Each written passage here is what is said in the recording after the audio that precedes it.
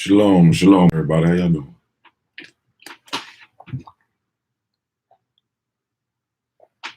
Reading with Shilo, man. We here. Good morning. Reading with Shilo. So we in for the next installment. The next chapter, chapter 7, recreation. And if you don't have any of her books, man, I suggest that you go get you some. Go get you some 1, 2, 3, 4, 5, all 6. Definitely good books to have. Definitely good books to read. So go check out Miss Shahrazad Ali, man. Go check out Miss Shahrazad Ali. Order her books. Well, here we go. Recreation. Chapter 7, recreation. The black man's brain, his entire thinking process, must be systematically decontaminated. The pointless illusions upon which his whole life is based must be dismantled and replaced with other realities pertinent to his heritage and survival. Currently, he thrives on excitement to the excess, vicarious thrills, life gambles, risks, and challenging physical tournaments of all sorts. Imagine what the black man's life would be like without sports. Ooh. Imagine what the black man's life would be without sports, would be like without sports. What would he fill that time with? What kinds of activities would he select to challenge and dishonesty? A player must win by tricks, cunning, or diversion, with sneakiness being the major tool. The one who is able to execute these attributes the best is called the one with skill. Contrary to this description and definition, black men have been duped into thinking that recreational sports promote development of organization, fairness, endurance, cooperation, and responsibility. Sports are further defined as developing skills that will be needed throughout life in business and personal affairs. None of this is true. Additionally, sports and playing games diverts the black man's attention from more pressing matters and activities that he should be addressing. But sports are presented as such harmless fun. Every black man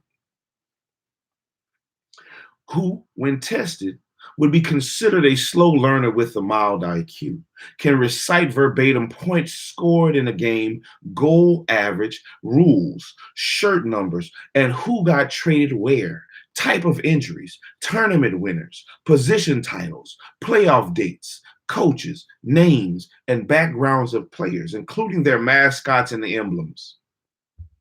Discussing sports creates some of the most lively conversations black men have. The topic itself exhilarates them, titillates them, titillates their senses, and promotes much gaiety. Let's look that up. Let's see what that is. Reading, sir. Reading. Yes, sir. I'm reading this morning. Reading. Gaiety. Let's see what that is. Yeah, gaiety. I think that's how you pronounce it. Gaiety. G-A-I-E-T-Y. G-A-I-E-T-Y. E-T-Y. G-A-I-A-I-E-T-Y.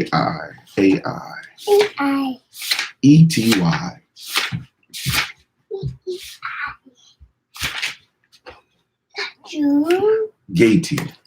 G-A-I-E-T-Y. Gaiety. Gaiety, I guess. Being or looking gay or lighthearted, merrymaking, entertainment. Hold on, son. Titillating their senses and promoting much lightheartedness, much merrymaking, and much entertainment, much gaiety. Hold on, son. You taking my wall? It's my wall. Sports are a way for them to show off their physical prowess. And they play at sports. When they play at sports, they get to be frisky. They can frolic, romp, whirl, and twirl. They revel in being able to perform all sorts of acrobatics and contortions to outwit the other player. Thank you, son. Thank you. To outwit the other player to reach the goal. They like contests where they have to tussle, scuffle, and scramble to win something. They take great pride when they win. Some of them only come to life during the sporting season. They will sit glued to the television or radio to see or hear a game. They will stand in long lines to get tickets or sit out in the rain or snow to see a spectator sport up close. Even if their seat is so far back or up that they can barely see, they just want to be there. They will drive long distances, take an airplane or train to attend a sports event. And it doesn't matter what the ticket costs either. The merchandising of sports in America is an activity to itself. Hats, caps, t-shirts, sweatshirts, running suits, visors, flags, wrist and headbands, raincoats, license plates, posters, banners, and all sorts of memorabilia are made available to Black men to advertise their allegiance to the team of their choice. Yeah, I got mine up there. With the Saints. Man. This is a part of the fun. They associate with playing sports on a spectator level. They have also been known to fall out over their different views about a certain player, sport event, or team. They even kill each other over what they deem as an important point about a game. Associated with pre-game or post-game festivities is the drinking of alcohol beverages and cursing and yelling as part of the excitement. Sometimes they become so enthralled with a sport that little less matters in their lives. Sports are a welcome topic just about everywhere. This distraction is started in early childhood when sports are used as a type of rite of passage. Endurance and proficiency at playing a sport, especially basketball or football, is just about a necessity for a Black boy to gain acceptance and recognition into the neighborhood group consisting of his peers. Due to their search for rights to mark crossing over up to another level or entrance into adulthood, they seek out activities involving feats, stunts, collisions, and regalement. Sports and game playing fit into the perceived requirements. Once a Black boy or adult Black man becomes athletically inclined or worships sports as a spectator, it garners much of his attention span, including concentration and energy. Black males seek a way to distinguish themselves from younger children and embarkment on manhood. Females have menstruation as a flashpoint at which time they are prompted by another woman about their responsibilities, expectations, and guidelines. So she must begin to adhere to on coming into an adult womanhood. You all right? The show of blood signifies her potential to become a mother and take on even greater responsibilities in life and the world. Black males seek out a show of blood by placing themselves in a potentially dangerous combat zone. On the playing field where, if he is not adept, he may be injured. If he is able to inflict injury, all the better. Even if he experiences an injury, he must shake it off, continue, and survive it. The major reason for ancient, good job, I see you. The major reason for ancient African rites of passage was to extricate the son from the mother. This disengagement took on great significance and honor. To survive such rites had a reveling and confidence-building effect on the Black boy. Sports in the Black community are a replacement for these rites of passage and the resilient feelings of achievement of getting his energy from himself instead of his mother to survive. The study Learning and memorizing of the rules of sports games is ongoing throughout his life in various circles. Their involvement remains paramount on various levels until the day they die. There continues to be, hey man, be quiet. There continues to be much. What did I just tell you? What did I just tell you to do? Be quiet, right? All right. It's all right, my man. It's okay. You just have to listen, all right? All right. That's all. We gotta listen. Do a better job of listening. The study, learning and memorizing of the rules of sports game is ongoing throughout his life in various circles. Their involvement remains paramount on various levels until the day they die. There continues to be much discussion about whether or not sports figures are representative or qualified to be male role models to black male youth. The aura of popularity and financial success surrounding sports figures makes playing sports a desirable job, which appears to only require physical agility and the unique ability to accomplish great feats, mostly involving a ball of some sort. They are supposed to represent fair play and sportsmanship, which are accepted as honorable traits in the sport industry and attributes which black men believe are transferable by playing sports or watching others do so.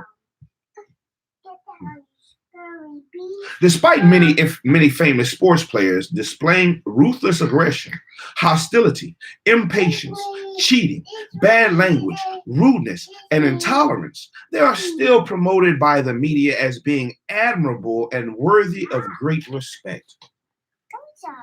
Sports also gives black men something to look forward to and serves as a ventilator for some of their frustrations.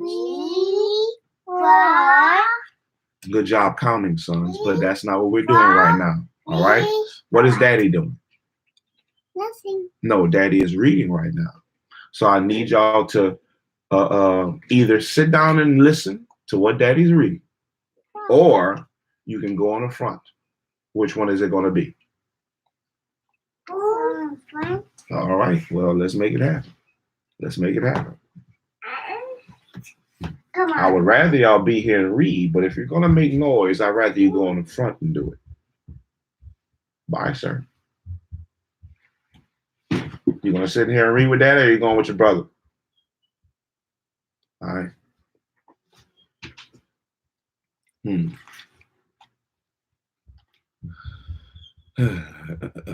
Sometimes they play a game to express certain emotions, be they positive or negative. The main sports or games black men like to play, watch, or admire are basketball, football, baseball, golf, pool, tennis, and boxing.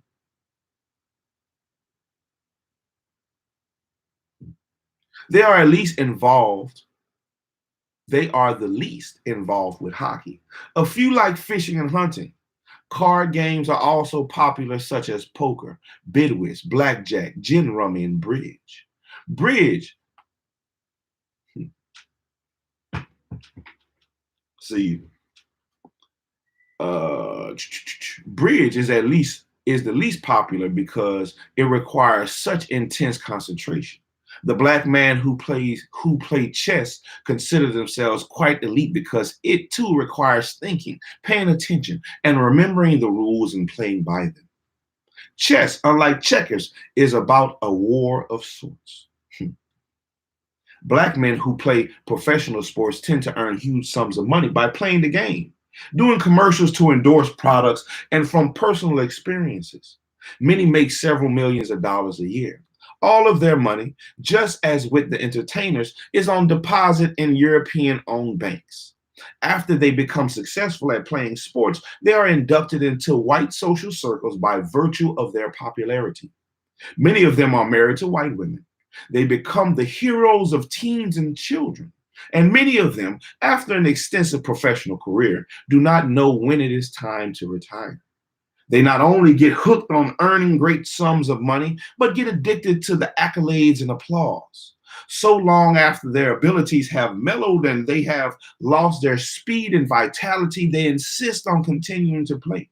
They also, especially in the gladiator type sports, develop a masochistic tendency to insist on being beaten to a bloody pulp, humiliated by younger, more virile players, and end up looking like a fool. They become blind to any other potentials they may have. It gets so deeply entwined into their lifestyle and personalities that they do not know how to bow out gracefully and transfer their energies from sports to another vocation to live normally and earn a regular living. These black men tend to mimic narcissistic trends, which require them to be constantly praised and admired for being special. This narcissism, if not perpetually endorsed by others, strangers included, becomes a personality defect because they only recognize two levels of self development. One is either champion or inferior.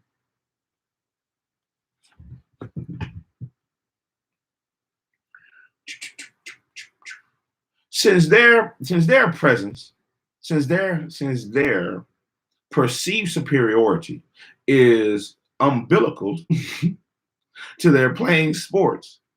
When the sports playing ends, they slump into depression of days and nights spent reliving their previous sports accomplishments. People do that shit without going to big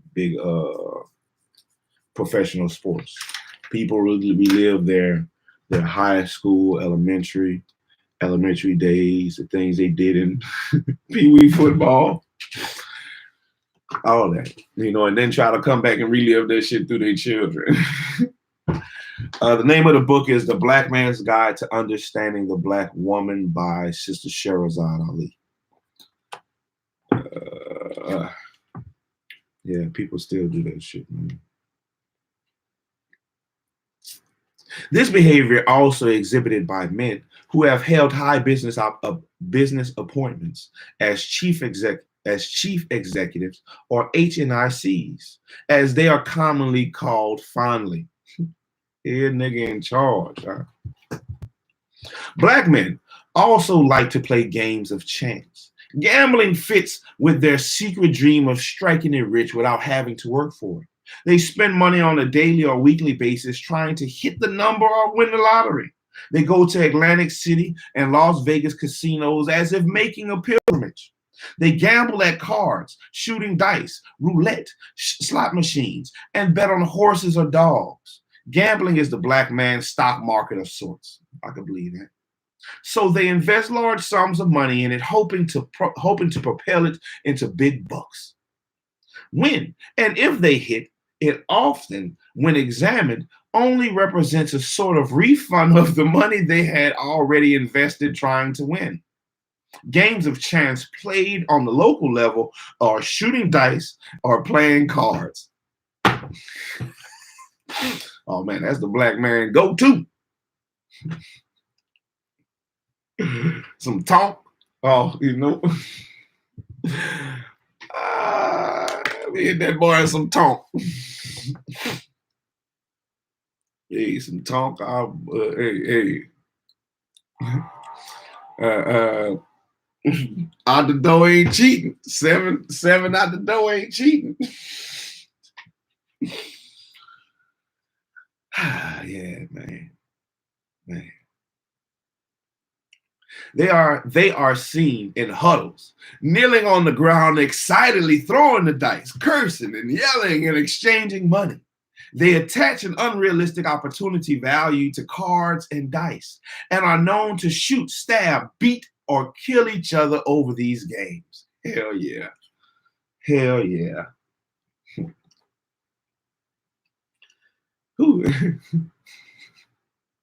They work tirelessly day after day trying to gain proficiency at shooting the dice to toss the winning combination of dots to win.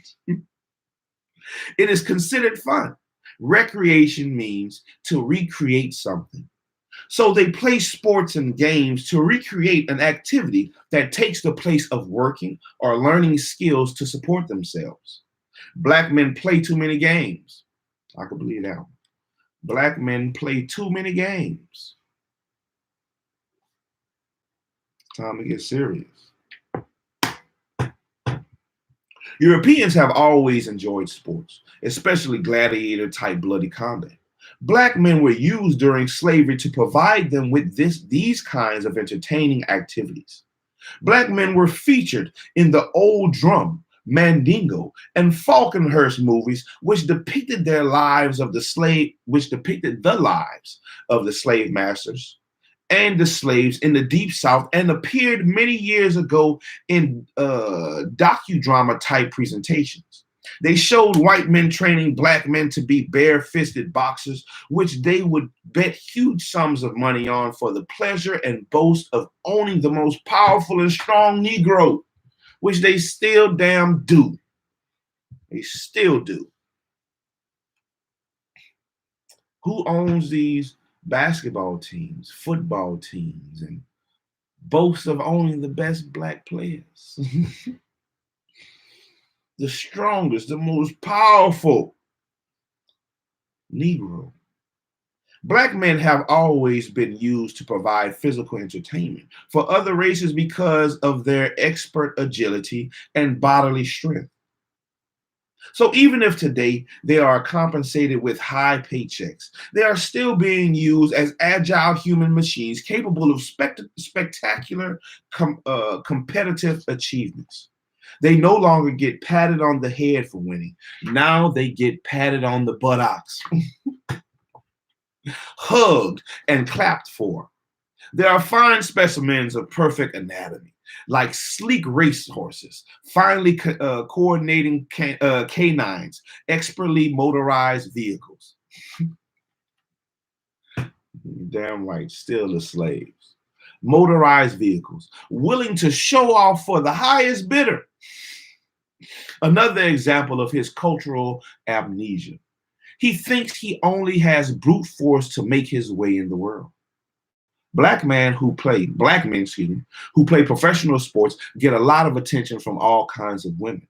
They can literally write their own ticket regarding who they want to date or sleep with. They travel from city to city, including overseas, and enjoy a bevy of female admirers wherever they go. Recently, they have become more aware of the dangers of practicing unrestrained, unprotected, random sex with multiple females. They still ain't learned that lesson. Look at that girl. Who's that girl that just left that basketball player for Brittany Renner? Brittany Renner. They ain't learned. They ain't learned.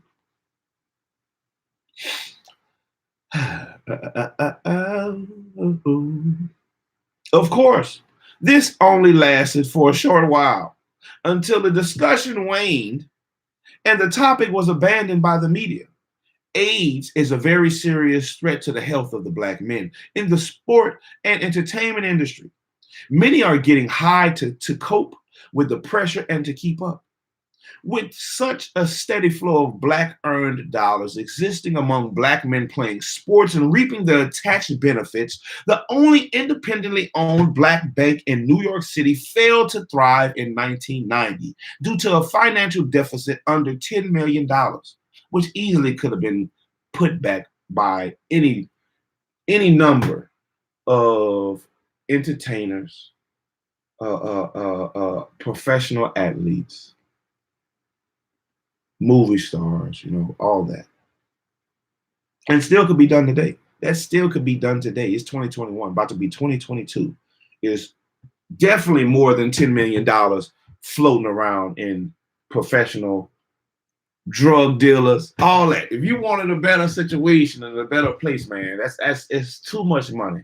It's too much money that could be poured into a lump sum.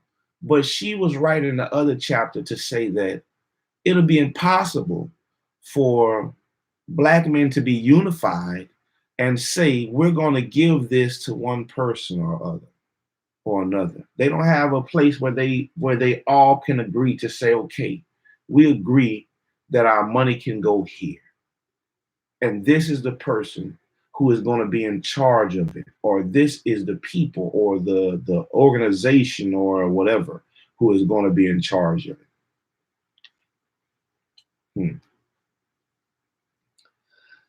Yeah, that's right, Devin. Slaves and crabs in a bucket, man. Crabs in a bucket.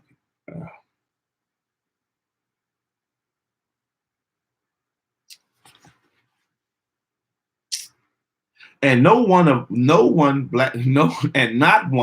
black man in sports or entertainment came forth to make a major deposit or organize his peers into coming up, just like I was saying, coming up with the money for such a worthy cause. They have used little of their fortunes to aiding failing black-owned or black-operated institutions other strong black men struggle to maintain. They believe themselves to be so accepted and so valuable to the American public that they are safe from demise or any need to stay connected to blacks still struggling to survive. This does not mean that they do not donate heavily to major charities, that they do not donate heavily to major charities, which they boast they do. But there are no major charity organizations independently operated by blacks except the United Negro College Fund. And that is not entirely black operated because it exists by depending on donations or contributions from white philanthropy. So what prevents black sports figures or high power entertainers from supporting African American owned operated ventures? Good question. Great question. Great question. The answer: the black man is disrelated. The black man is disrelated. Let's look it up. Disrelated. Disrelated. You don't feel related to the other black man. That's what I think it is. Disrelated. Disrelated. Let's look the words you use. Disrelated. D-I-S-R-E-L-A-T-E-D. Disrelated. Disrelated.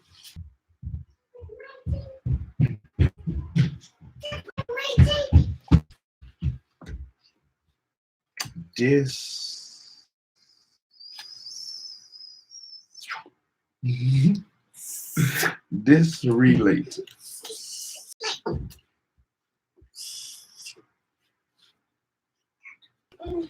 Disrepair, disqualified. Hey, stop. Leave the book alone, man. Triple head. It's not in here. Disrelated. D-I-S-R-E-L-A-T-E-D. Disrelated. The black man is disrelated, unassociated, and detached from any semblance of nationality or brotherhood with his own kind. It's pretty much, I think it pretty much goes into what I think it means. Unassociated and detached. Disrelated, unassociated, and attached. And detached. Disrelated, unassociated, and detached from any semblance of nationality or brotherhood with his own kind. Yes. Yes. Agreed. And he is afraid that his white supporters will define any move he makes to support his own people as a sign of racism or support of black segregation.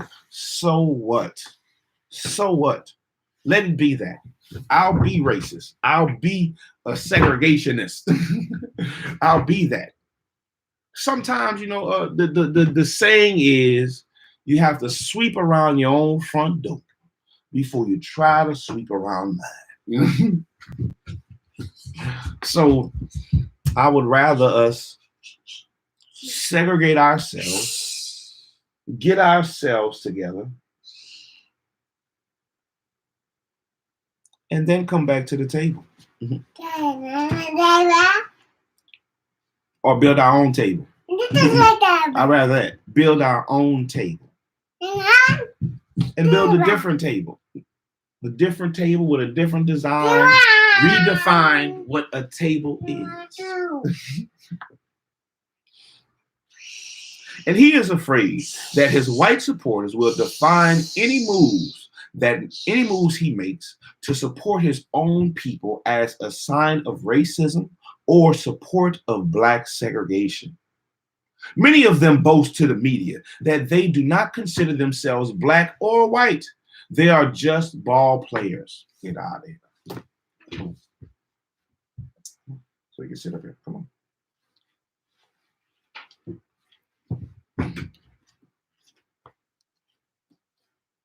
They are just ball players. They are the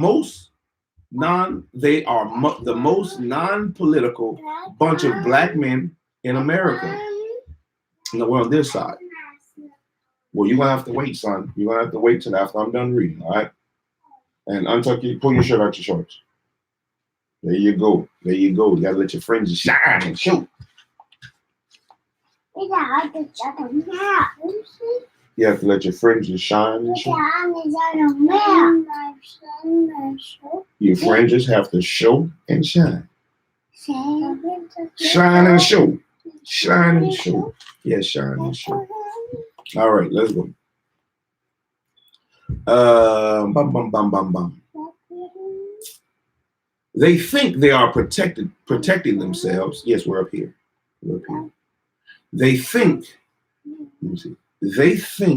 they are protecting themselves from criticism or unsportsmanlike reputations. No, they do not owe other black men anything. Theoretically, they don't, but they owe it to themselves and their foreparents who suffered untold punishment to make sure future generations of black men survive. He owes it to his children to maintain visible institutions of the black man's ability and talent to be self-sufficient and self-governing over his own destiny. And he owes it to himself to acknowledge his own culture, heritage, and traditions, because a man who denies his past afflictions and rejects contact with his own kind for the purpose of social approval and financial gain is soon erased from the memory of everyone he associates with. Just how many future generations of black men will have to look at 5,000-year-old pyramids and King Tut as the only proof of black men in history who produced great things independent of other nationalities. Independent. Independent. There you go. Independent. Every other nationality residing in America builds monument institutions or maintain annual traditions that continually lead them to their proud past. This is not considered racist, nor is it considered unnecessary because of integration. They are maintained for their children's benefit and to provide them with a personal foundation of ideas from which they can continue to grow and progress with the rest of the world. The black man is the only man who has decided that it is not necessary to stay in contact with his roots based on his presumption that men in other nationalities will frown on his efforts.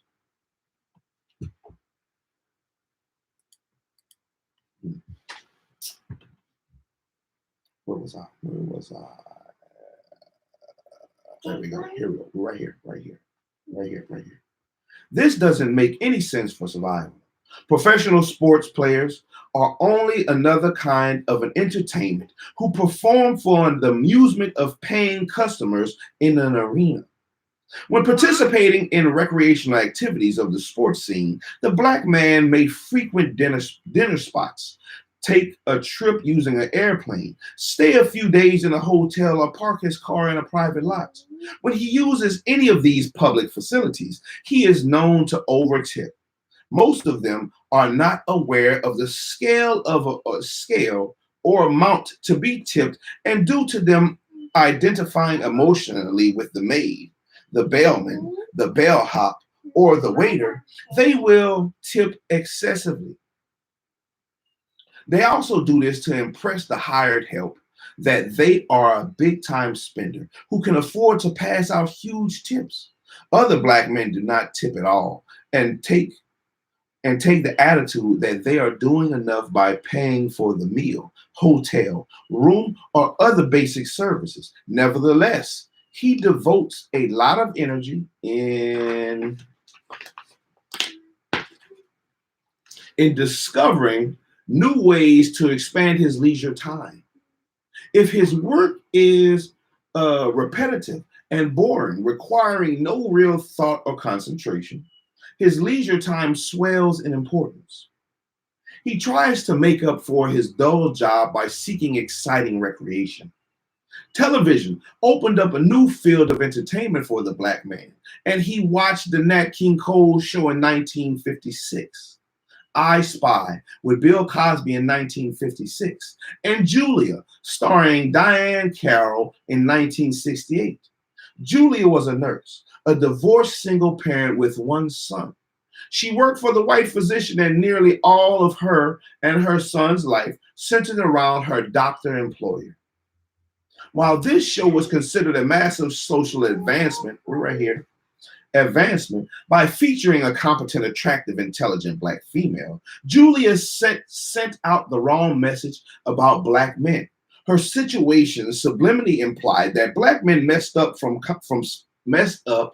some kind of way and lost their women, who were left behind to care for their children, and that the black father rarely, if ever, shows up to see his son. Entire segments were devoted to Julia, trying to explain to Corey why he didn't have a father, or she was trying to fill the gap by seeking advice or aid from her doctor boss. This show set a theme by demonstrating the accomplishments of a single black woman who had her own apartment and job, who was raising her son comfortably and maintaining a fulfilled life without a black man in the home. The lies, the lies. Mhm. The country was not ready to show scenes of the daily life of a regular black family, so this entity was treated as if it was non-existent. Bill Cosby on I Spy was a sort of detective flick which requires no comment. One has to see it to believe it. Nat Cole, not Nat King Cole, Nat Cole. Nat Cole was the first black man to host on TV, on a TV variety show, and he handled it with grace and dignity, and he was always dressed sharp. These days, the black man is seen on multiple TV shows in all kinds of roles. This too is considered advancement and inclusion in the showbiz industry. Black men used to complain that they should be included in commercials about deodorant, mouthwash, toothpaste, soap, cosmetics, and other household products or machinery. However, the main commercials where black men are found are for beer with high alcohol content, liquor sales, soft drinks, sneakers, telephones, or cereal. Don't forget pizza with Big Shaq.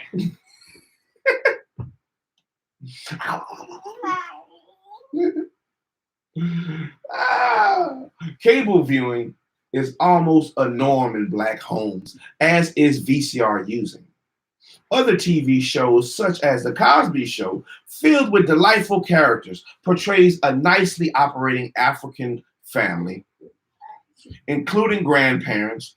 It's a good comedy, but there is never any doubt that it is the black wife who runs the house and has the final say about what's going on, about what goes on.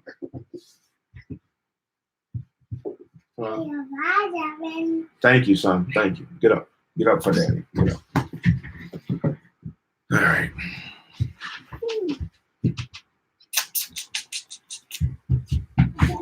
Care is taken to make sure the Claire periodically gets Cliff told.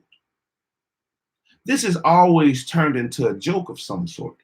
The black father on the Old Good Times series, John Amos, was a stronger male figure in the home and it was clearly understood that James, and not Florida, was in charge of the family and the home.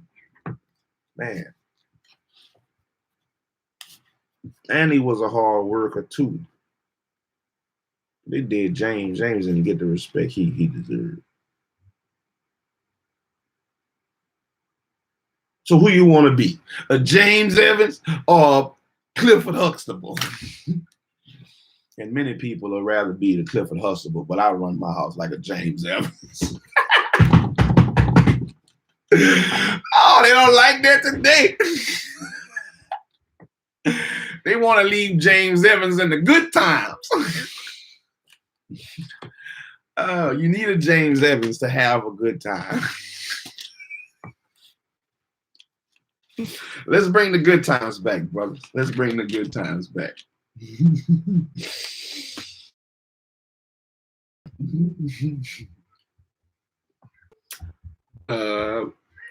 Yeah. Oh man. What's so funny? I'm thinking about James Evans from Good Time. Not right now. After Daddy's finished reading, then I'll come with y'all. All right. All right. Y'all can stay in here with me. Y'all can stay in here with me and learn something and read and listen. I guess that's not what y'all want to do right now. All right. But Daddy's gonna finish. I only have one more page. Yeah, one more page. One more page. The Black Father on the old Good Times series, John Amos, was a stronger male figure in the home, and it was clearly understood that James, and not Florida, was in charge of the family and the home. He was the final authority. Then, today comes True Colors. A sitcom with a black man. Hey, be careful. Move. Okay, move. Y'all be careful. Man. Then today comes True Colors. A sitcom with a black man husband, father, and a white wife and stepmother, including a white mother-in-law.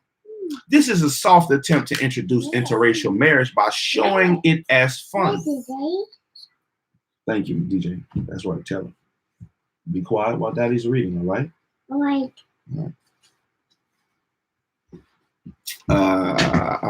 This is a soft attempt to introduce interracial marriage by showing it as fun. Other black men are seen in crucial and supporting roles, and they are glad to be working. A few black men are seen in soap operas, wooing white women or pretending to be white. And there's even a black woman actress who appears routinely lying in bed with a white male co-actor. Theater movies show black men and white women irresistibly drawn together, or vice versa.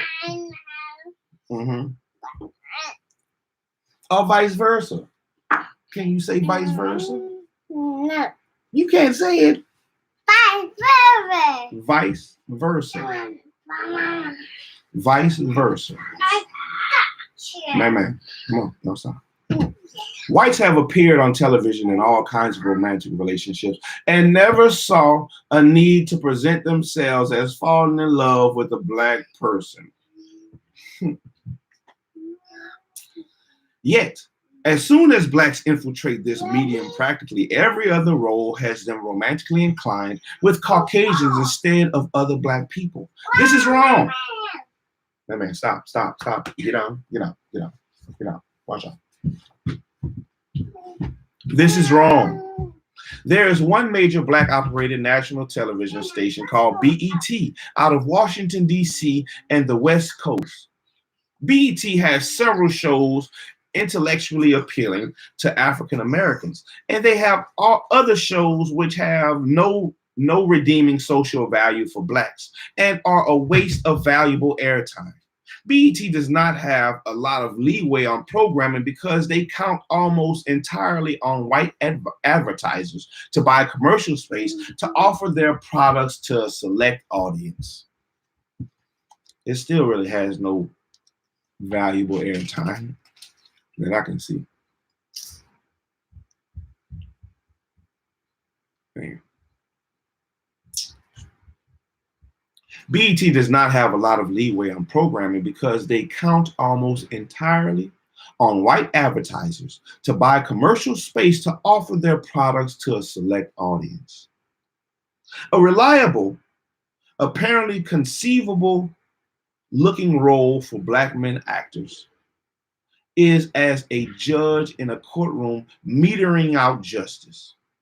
One of the most ridiculous and just they come on the carpet.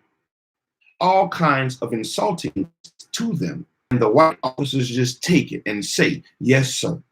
The inferior looking white subordinates cower down, take their punishment, and leave with their tails tucked neatly between their legs. Not likely.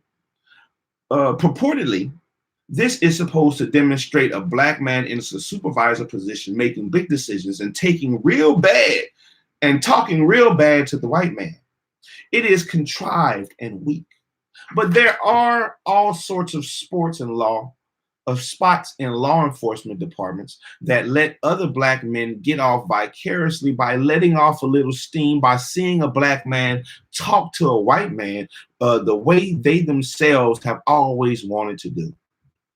The sublimatory message is absorbed greedily by black men seeing this type of scene, enjoy watching one of their own put the white man in check.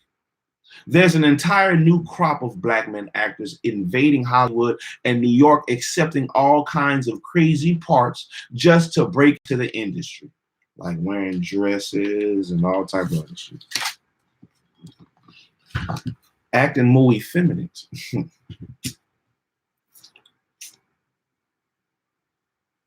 They repeatedly complain that white writers are not designing enough meaty or realistic parts for black actors.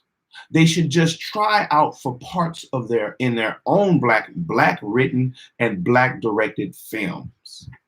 But every time they want to do something, they seek out some white people who are already established to doing it and try to squeeze in among them and benefit from what they have going. As much as African Americans frequent movie houses, they see every movie that hits the screen.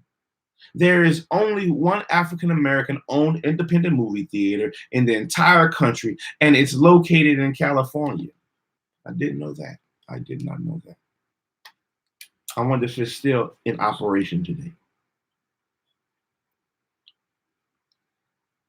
There is only one African American owned independent in the entire country, and it's located in California.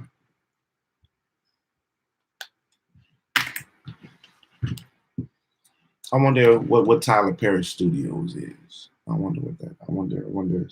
I mean, it's black owned, but is it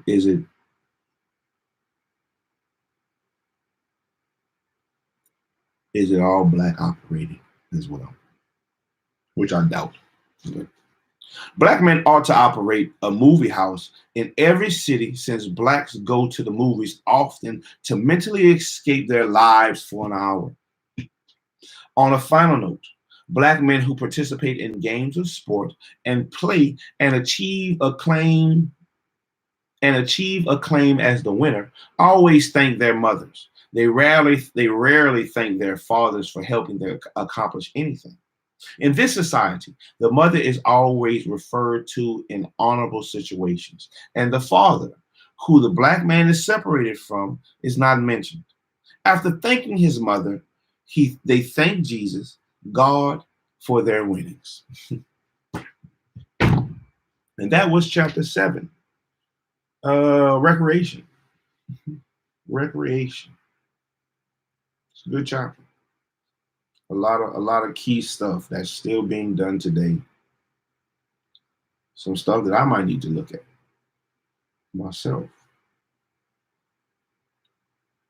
Because I find myself definitely going to other nations for other things. Like when I started getting into carving, it was a so-called white man that I saw doing it. That was like that made me kind of like, man, I think I could do that. I think I could do that. And when I look up things, carvings, it's not that many brothers that I see. It's not that many of my own color that I see. The closest thing that I'm gonna get to color is the people who do it in the people who do the carvings in man, I don't know where they at. Vietnam area, they're around that area. Vietnam, Indonesia, somewhere around that area. And they have a little color. Or some Oriental with some color. But outside of that, it's not many. Like if I go on YouTube, I'm trying to learn how to do a carving or learn because I know there's nowhere I could go here where I'm at. There's no carving school that I could go to learn. So a lot of the stuff I do is catered is taught through YU. I'm getting my nightly diploma from YouTube University, baby. And there's not many blacks that I see who are teaching or showing off their, showing off certain things, so that way it can be learned, at least in that area. So, I tend to go other nationalities. Where are the black carvers?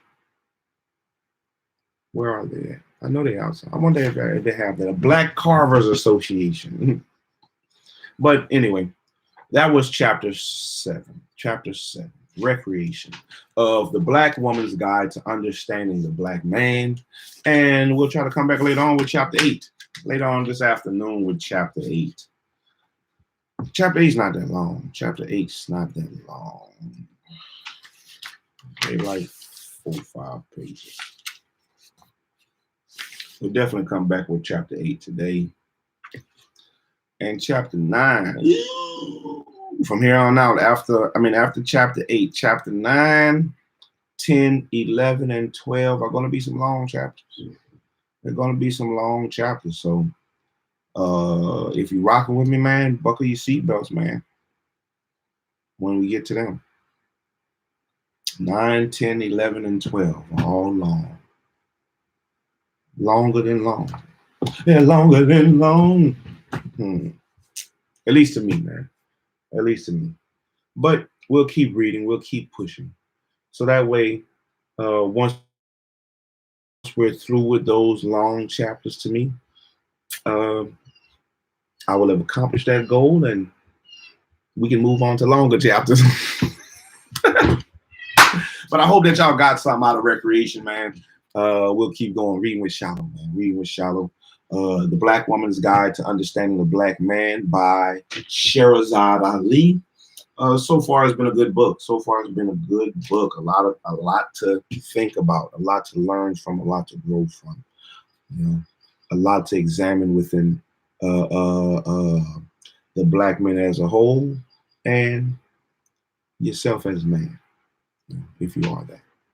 But that's what it is, man. Shalom. Till later, everybody. Thank y'all for rocking with me. YouTube. Yeah, I don't know what happened last night, baby. I'll try to come back and probably reread chapter 6 or figure out a way how to take I got to figure out how to take it from Facebook and put it uploaded to YouTube. But, I'll figure that out. I'll try to figure it out. But till next time, man. Stick with me. Let's learn and grow and see where it goes. Shalom.